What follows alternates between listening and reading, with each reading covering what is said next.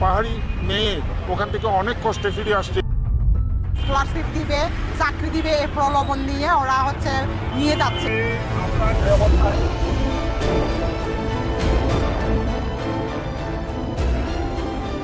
বিয়ের নামে চীনে পাচার হচ্ছে খাগড়াছড়ি রাঙামাটির পাহাড়ি তরুণীরা।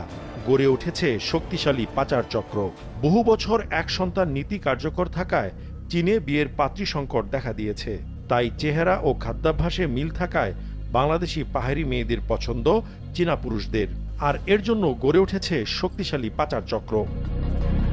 পার্বত্য চট্টগ্রাম থেকে পাহাড়ি নারীদের চীনে পাচারের অভিযোগে গ্রেফতার চক্রের এমন ৩ জনকে জেল হাজতে পাঠিয়েছে আদালত। বৃহস্পতিবার রাঙামাটি চিফ জুডিশিয়াল ম্যাজিস্ট্রেট আদালতে তোলা হলে বিচারক কাউসার পারভিন তাদের জেল হাজতে পাঠানোর আদেশ দেন। পুলিশ জানায়, গত ১৯শে জুন রাঙামাটি শহর থেকে পাচারের উদ্দেশ্যে এক কলেজ ছাত্রীকে অপহরণ করা হয়। ২৬শে জুন পুলিশ ঢাকা থেকে ওই কলেজ ছাত্রীকে উদ্ধার করে। গত ২৭শে জুন ওই ছাত্রী রাঙামাটির বাঘাইছড়ি থানায় একটি মামলা দায়ের করেন। সে মামলায় তদন্ত করে বাঘাইছড়ি থানা পুলিশ। বাঘাইছড়িতে একটা মামলা হয়েছে আপনি নারী পাচার মানব পাচার আইনে। তারই প্রেক্ষিতে আমরা ভিকটিমকে উদ্ধার করি উত্তরা থেকে। তারপরে সেখান থেকে আমরা আরো ৩ জনকে সাথে সংশ্লিষ্ট ৩ জনকে আমরা ঢাকাতে বসুন্ধরা এবং উত্তরা এলাকাতে অভিযান চালিয়ে সেখানে আমরা গ্রেপ্তার করি। তাকে আমরা গতকাল কোর্টে সোপর্দ করেছি। মামলা তদন্ত চলমান আছে। এর সাথে সংশ্লিষ্ট অন্যান্য যারা আছে আমরা সবাইকে আইনের আওতায় নিয়ে আসবেন। একমাত্র ওয়ালটন এসি দিচ্ছে ১ বছরের রিপ্লেসমেন্ট গ্যারান্টি।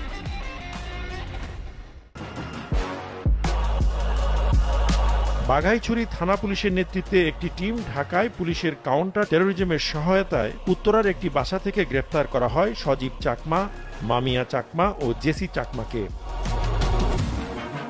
গ্রেফতারকৃতরা জানায়, এক তরুণীর জন্য দালালেরা নেয় ১৫ থেকে ২০ লাখ টাকা। আইফোন ও নগদ টাকার লোভ দেখিয়ে তাদের ঢাকায় আনা হয়, পরে পাচার করা হয় চীনে। এভাবে গত ১ দশকে প্রায় ৮,০০০ পাহাড়ি তরুণী চীনে পাচারের তথ্য মিলেছে। ওদেরকে পড়াশোনা স্কলারশিপ দিবে, চাকরি দিবে, এই প্রলোভন নিয়ে ওরা নিয়ে যাচ্ছে। আসলে অনেকে দিয়ে ধরেন এখান থেকে একটা মেয়ে নিয়ে গেল, বিয়ে করাই দিল একটা চাইনিজের সাথে। ওদেরকে তখন দেখা গেল ওরা পতিতালয়ে বিক্রি করা হচ্ছে। ২-১ মাস সংসার করে, তারপর পাসপোর্ট ভিসা সব কেড়ে নিয়ে তারপর ওদেরকে আটকিয়ে রাখা হয়। এ ধরনের অনেক আমরা ভিকটিম দেখতে পাই। পাহাড়ি নারী পাচার রোধে আন্দোলনে নেমেছে ক্ষুদ্র নৃগোষ্ঠী। এ বিষয়ে দ্রুত কার্যকর পদক্ষেপ নেওয়ার দাবি জানিয়েছেন তারা। পার্বত্য চট্টগ্রাম থেকে প্রলোভন দেখিয়ে চীনে নারী পাচার চক্রের মূল হোতাদের গ্রেফতার ও শাস্তির দাবিতে রাঙামাটিতে মানববন্ধন অনুষ্ঠিত হয়েছে। বৃহস্পতিবার দুপুরে জেলা প্রশাসক কার্যালয়ের প্রধান ফটকের সামনে ঘণ্টাব্যাপী এই কর্মসূচি পালন করে বিভিন্ন স্তরের সাধারণ মানুষ। চলে যাচ্ছে বিভিন্ন চীনে পাচার হয়ে যাচ্ছে, তো এই জিনিসটা তো খারাপ। এবং অনেক পাহাড়ি মেয়ে ওখান থেকে অনেক কষ্টে ফিরে আসছে। এরাও বলছে যে ওরা ওখানে পাচার হয়ে গিয়েছে। মামিয়া, জেসি আর সজীব যেগুলো আজকে প্রশাসনের মাধ্যমে ধরা হয়েছে, ওদেরকে যেন দৃষ্টান্তমূলক শাস্তি হয় এবং যাতে পরবর্তী এরকম যাতে কেউ ঘটনা ঘটাতে না পারে। এ সময় বক্তারা বলেন, এভাবে পাচার হতে থাকলে ক্ষুদ্র নৃগোষ্ঠীগুলো অস্তিত্ব সংকটে পড়বে। এ বিষয়ে রাঙামাটি জেলা প্রশাসক মোহাম্মদ মোশাররফ হোসেন খান বলেন, এই ঘটনার পুনরাবৃত্তি যেন না ঘটে সকলকে সতর্ক থাকার পরামর্শ দেন তিনি। সজীব সাদিক, মাছরাঙা নিউজ ডেস্ক।